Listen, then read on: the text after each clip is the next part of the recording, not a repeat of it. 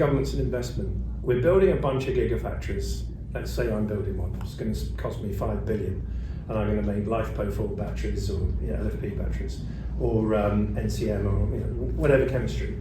Can I convert that at a point in time to lithium metal in terms of the production process, the clean and dry rooms, and all those things that they have? Oh, sure, you absolutely can. I mean, there's, I get all these questions about sunk capital and who's going to want to shift over and change. The cathode, well, we're trying to dry coat our cathode, which is very feasible.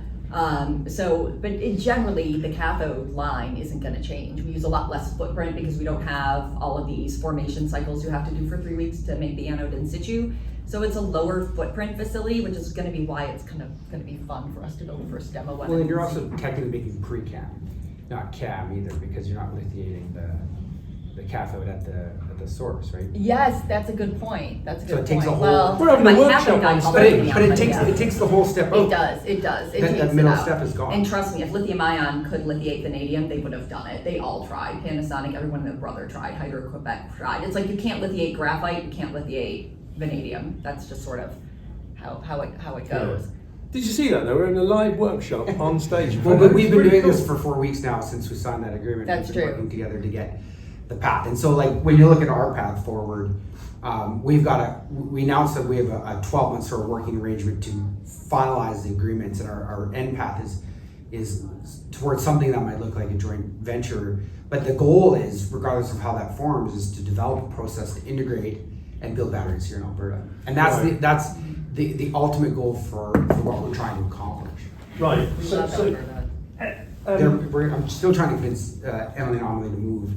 Don't have to convince that far. I mean, it's really a great place. We've applied for Canadian government funding, and the idea is literally to have a little prototype where we take E3 brine and make our battery directly on site there. So we're really working toward that goal, and once we demonstrate that, we can demonstrate it in lots of other places is the ambition. But the beauty of this JV is that we have access to all this lithium. We don't have to buy it, and we can work on the process integration. Again, we're battery scientists, like we don't know anything about pumping things out of the ground, but Chris's team does, his engineers do, right? So all we have to do is integrate these two technologies together, and then it's just no one's ever actually done it before. So that's why it makes it fun. Don Saturday and I don't really want to work on anything incremental, so we want to do something very bold.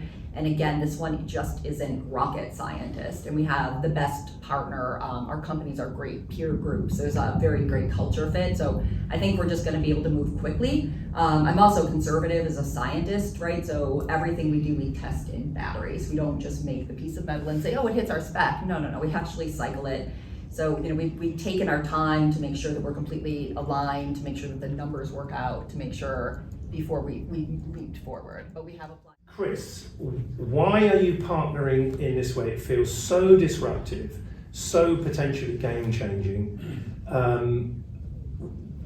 Where is it on your sense of trying to communicate this so that we, on the one hand, deal with steady state, what we've got today, on the other hand, in time, embrace this into the market more? Well, I think it's the story that Emilie tells really speaks for itself. There's a race globally to reduce the cost of the battery, and it happens on two levels. One is the input cost, and the other is increasing energy density, because it's valued on a cost per kilowatt, right? So you want to increase those metrics. My belief, and I've held this belief for a long time, is that lithium is the critical element in a lithium-ion battery or any lithium battery. So the cathode chemistries can change across the different spectrums, but the lithium is the molecule that is actually creating the energy. It's the thing that creates the electron movement. And so there's a synergy when you bring the lithium manufacturing together with battery manufacturing. And we've been looking at this angle for a long time because we are not a lithium battery technology development company. We are a resource development company with ambitions to climb into that vertical.